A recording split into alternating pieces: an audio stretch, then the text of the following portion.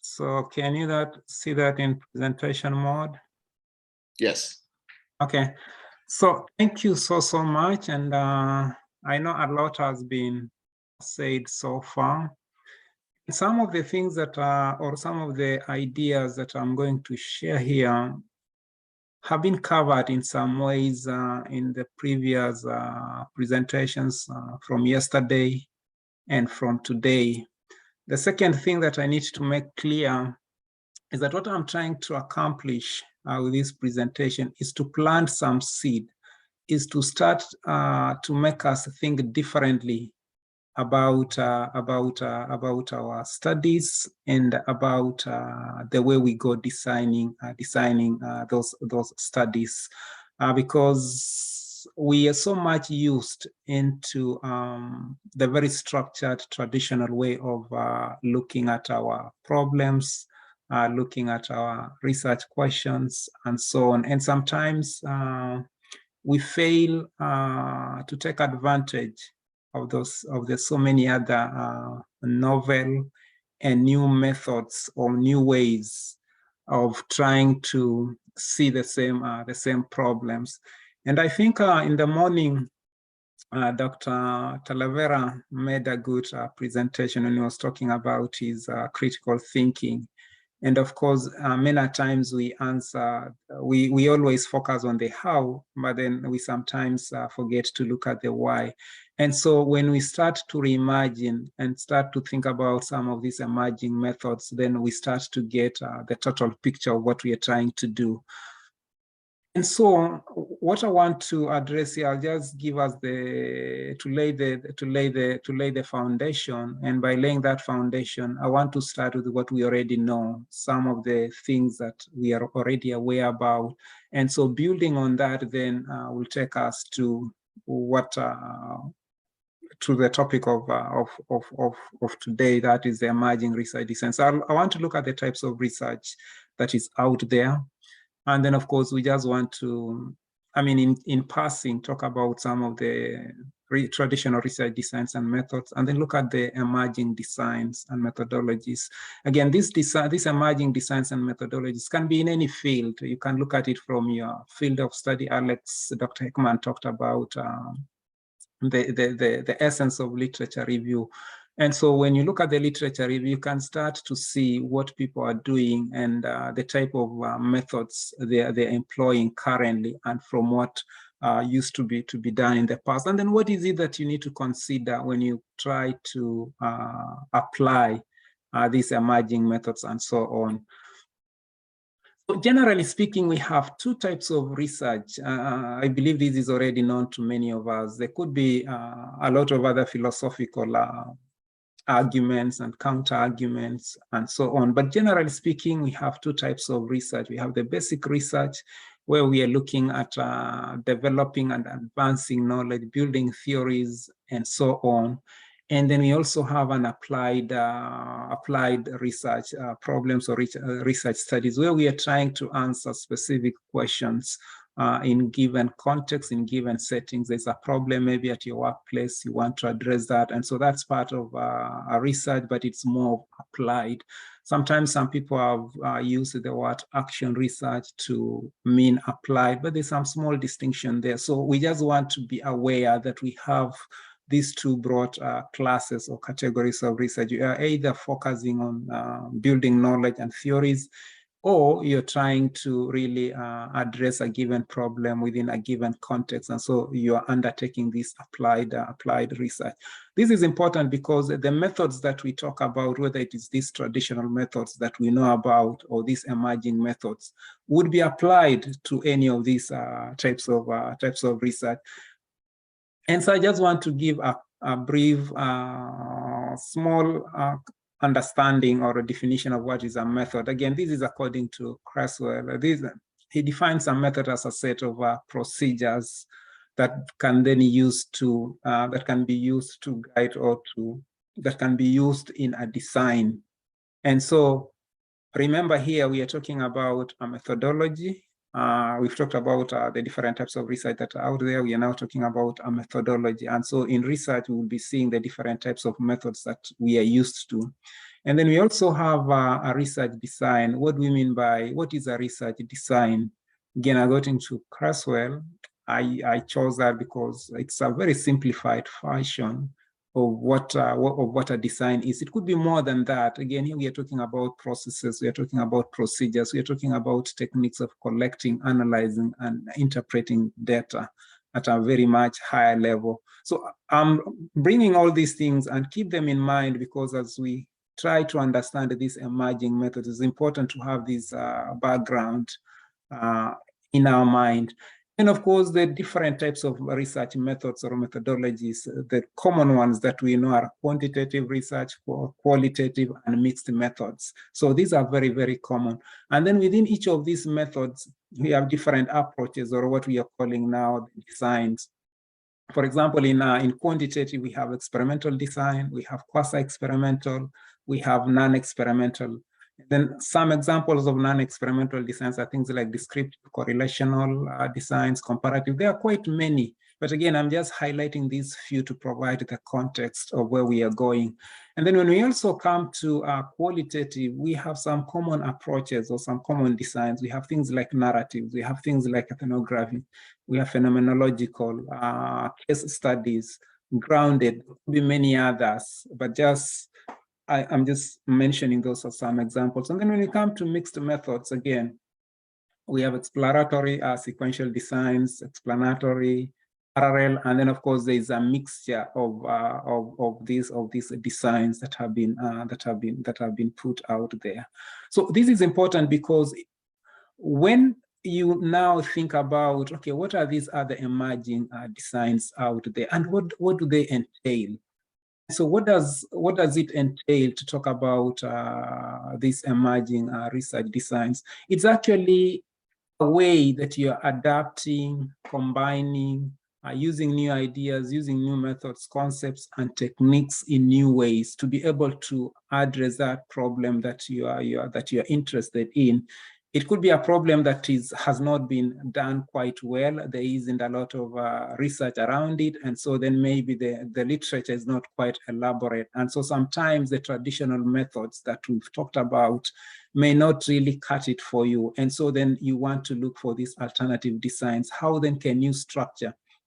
How then can you look at this topic that you really want to study? But then it's not been looked at from these very traditional methods that we've talked about, or the designs that we have there.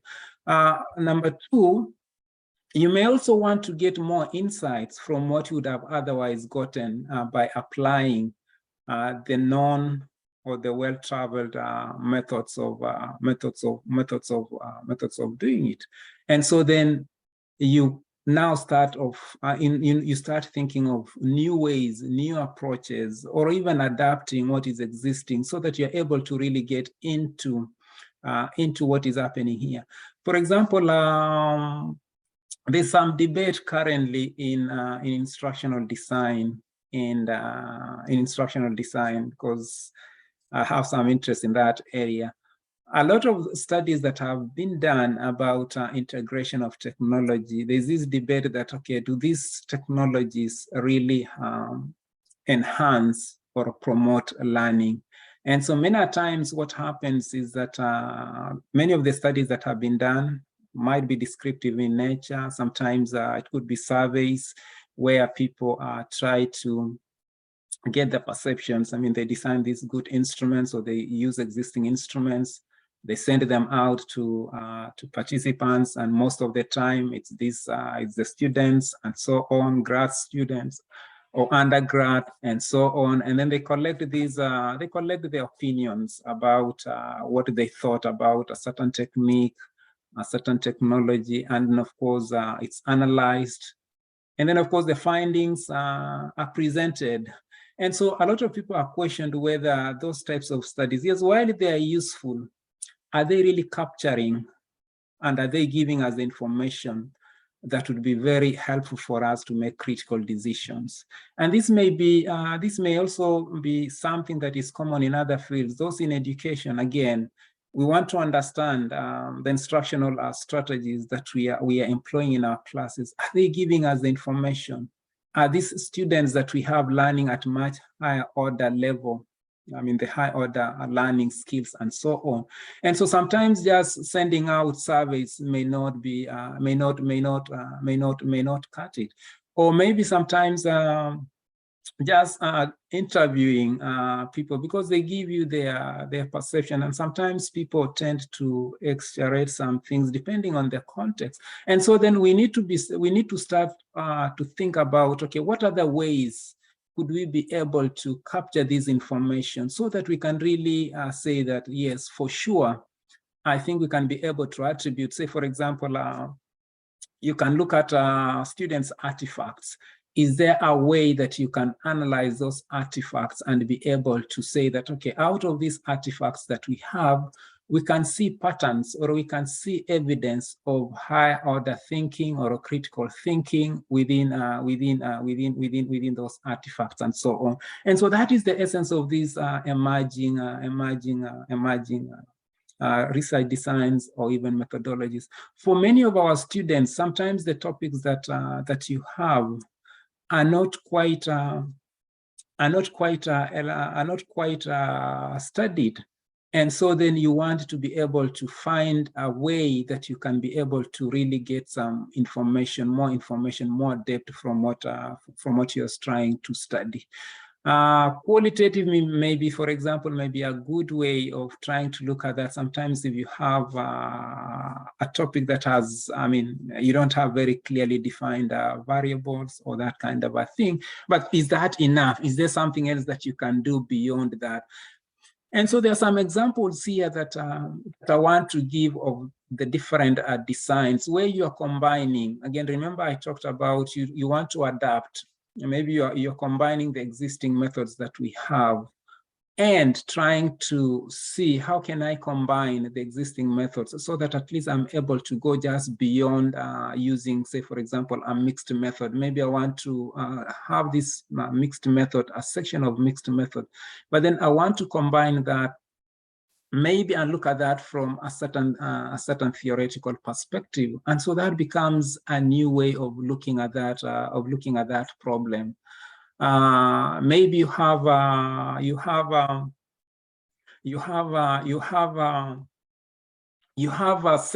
your main method or your primary design. Say, for example, my primary design is something to do with a qualitative. Say, for example, I've done something to do with a comparative design, and so then I've seen that, okay, from these comparisons that I've run, I'm seeing that there could be some differences between the groups that I'm interested in. And so it's not just enough to highlight those differences or for you to say that, yes, there's differences. Now you want to take another step and then infuse a second type of maybe a method that then will tell you that, okay, yes, you saw those differences, but this could be the possible explanations for the differences that you're seeing. And so then that's why I'm saying that you're intersecting a secondary method with a primary design. And so maybe your primary design was a comparative study or a comparative design. And so once you found out that you want to infuse that, or maybe it was a descriptive study. What is many of our doctoral students that have graduated so far, many of the dissertations that we've had have been descriptive. And so then you're describing this phenomenon that you're seeing, but what could be causing this phenomenon that you're seeing in your research? So you can add another layer, or you can integrate another type of a method to that, so that you can be able to see a much bigger picture and get more insights. There's also the issue of intersecting some mixed methods with another methodology. Here, say, for example, again, when you talk about mixed method, you're still combining qualitative and quantitative, but then you're going a step further and saying that, okay, in this context, and here, say, for example, somebody was looking at an evaluation or an intervention study. And so then they go out there, they analyze, they come up with these evaluations findings, but in addition to that, it's not just enough to stop there. Okay, what do these findings tell us? I mean, why are they coming out the way they are? So we want to take a step further and try to get insights into that. So you're intersecting your primary methodology, which, say, for example, was a quantitative, a qualitative, or it would have been a mixed method. And then you want to add another method on top of that. You want to interlay another method on top of that so that you can get a much clearer picture of what is going on. And so these are the things that we are encouraging you, that, okay, look beyond just the traditional way that that we've run our studies, or that has been established over time. A lot of literature out there, say, for example, engineering, for a very long time has been a hard science study, that it has always focused so much on quantitative. But now they're taking a step further and trying to bring in the qualitative aspects of mixed methods aspect, because they want to understand more. It's not just enough to have that quantitative numbers that you generate and the findings that you have, but you also want to take that further and try to find out the explanations for the phenomenon that you're seeing. And then another example here that I'm just putting out there, again, you also want to intersect a method with a theoretical framework. Maybe you want to look at something from a feminist perspective. And so you have your main method, but then maybe you want to look at it from a feminist perspective, or maybe from a race perspective. Again, you see there's this very specific theory that you want to intersect or infuse with your primary methodology, so that it's not just looking at that primary method that you're planning to utilize, but you're going beyond that and focusing it all, undercutting it within a given theoretical framework. So these are very important things that can really bring out a lot of new insights that you would not have otherwise gotten by just looking at the traditional traditional method of looking at this. There's also some of these. There's also some new design. Some people have called them participatory social justice design. This is very common in action research, where you are just also going beyond you being as a researcher. You also want to incorporate your participants to be part of this, to be part of your study, and have them contribute towards the study. It's not just them providing just the responses or acting as respondents, but then they are also shedding some more insights and being part of this research, and looking at also their situations and the situation and the setting from their point of view, and so on. So these are just some of the examples that we can start to think about. There's many more.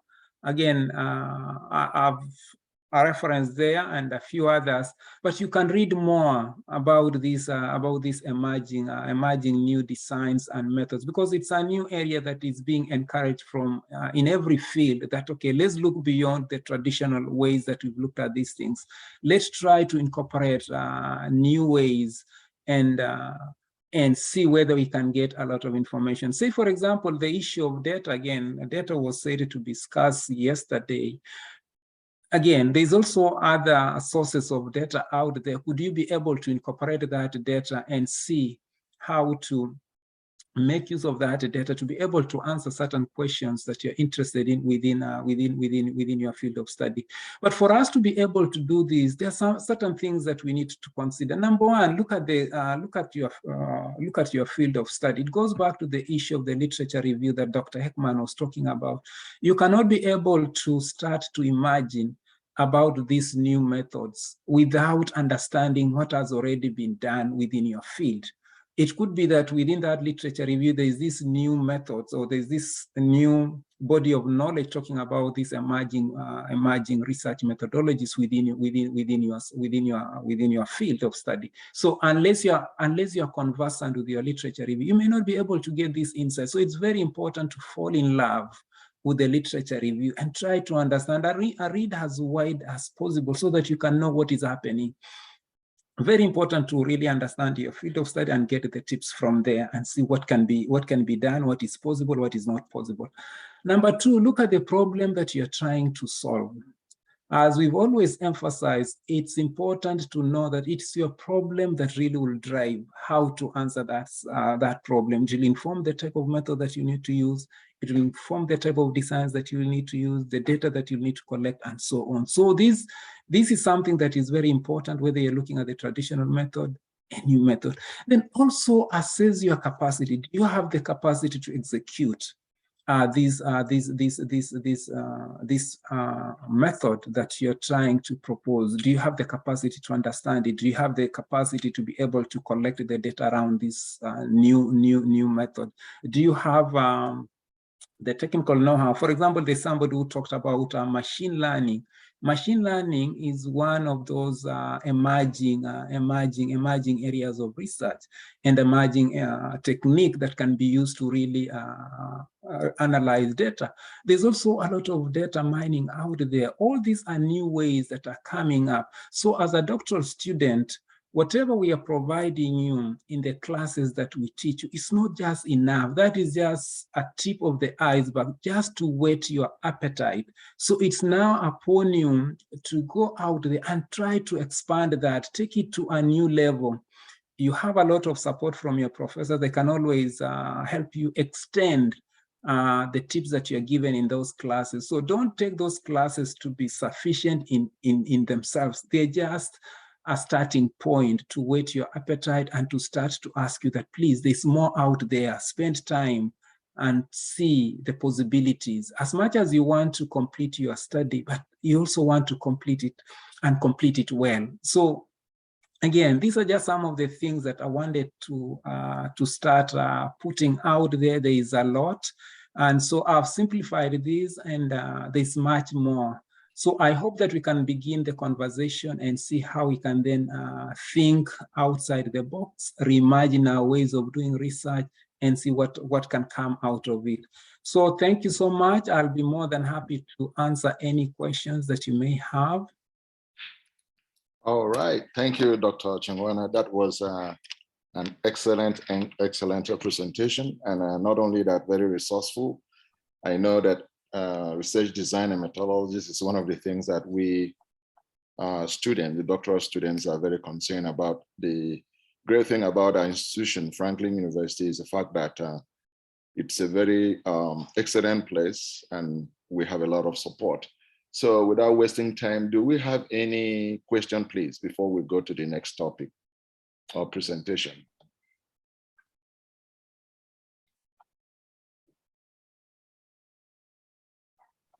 Okay, I think I can see. Dr. Raymond has a question. Okay, sir, go ahead. Thank you, John, and thank you, Louis. It's just a basic question. I had to step away just for a couple minutes and come back, so I hope you might have addressed this. But a common question I get as a professor working with students on their dissertation that I emphasize, and I'm just curious about how you would guide this to methodology or in research, is a lot of times I will say to a student, what is your population? And sometimes they're not really clear on that, sometimes they are. Can you talk about the importance of linking the population to methodology or as far as getting the wheels going and moving forward? I know it's a very general question, but population seems to be something that centers or brings a student to, okay, how am I actually going to perform? Thank you. Thank you so much, Dr. Raymond. Yeah, that is a very good question. And this goes back to what we said, trying to understand the type of, number one, the type of field that you're in. Number two, the questions that you're trying to pose. So you have a question here that you're trying to, or a problem that you're trying to solve. So at the back of your mind, you should have an idea that, okay, these are the people, or this is the target population that would help me answer this question. For example, you might be in healthcare field, and there's something about maybe doctors, or there's something specific you're interested in about nursing, how nursing is executed within a given facility.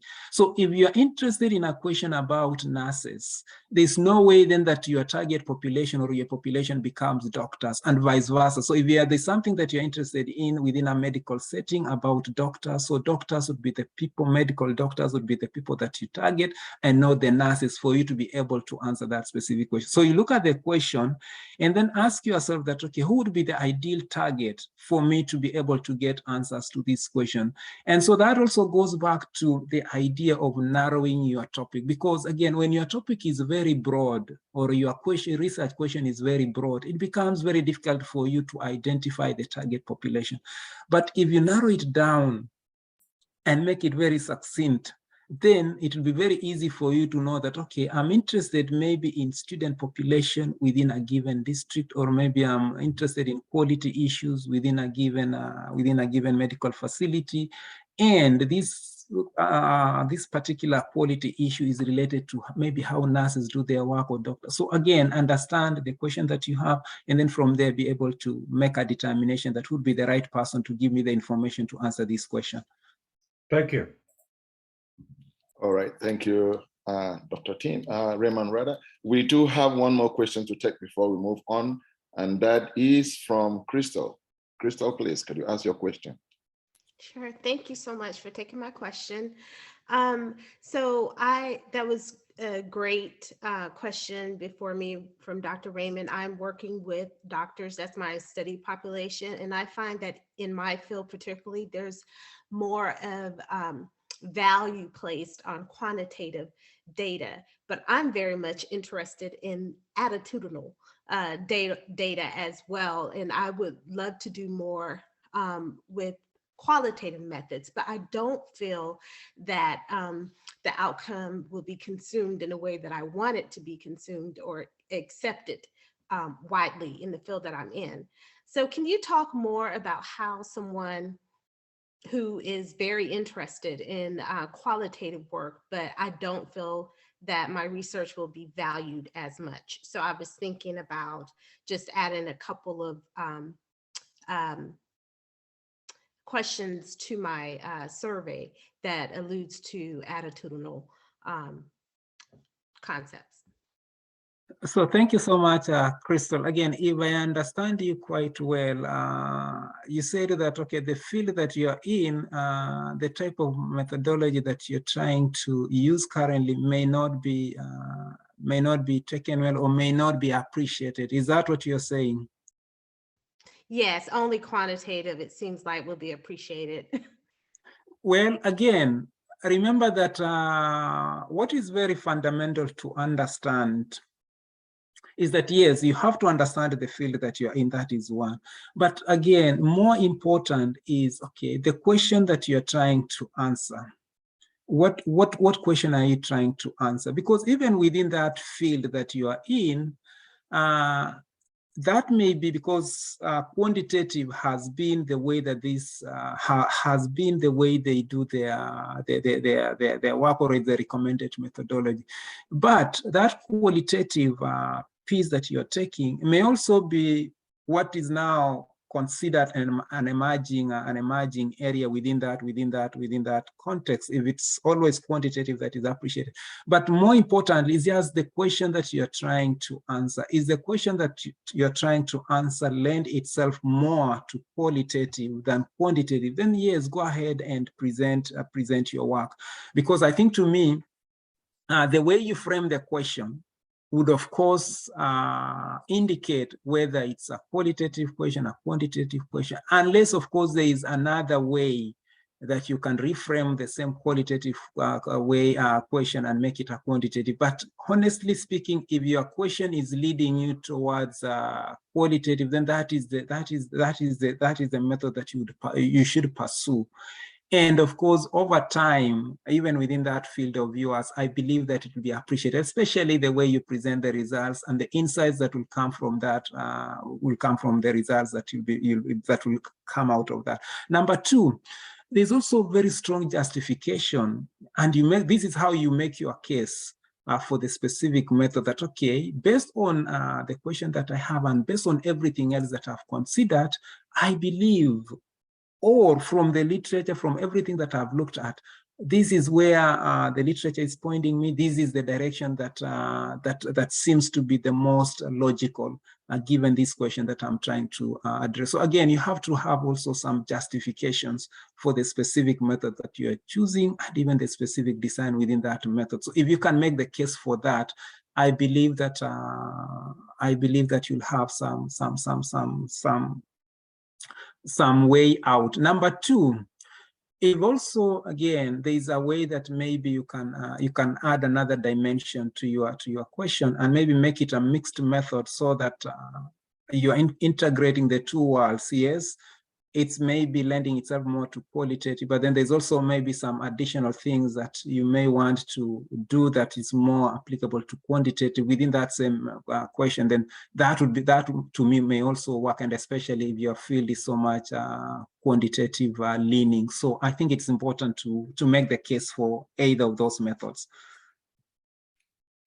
Right, great question by Crystal, and thank you, Dr. Chongwony, for the response and for the presentation.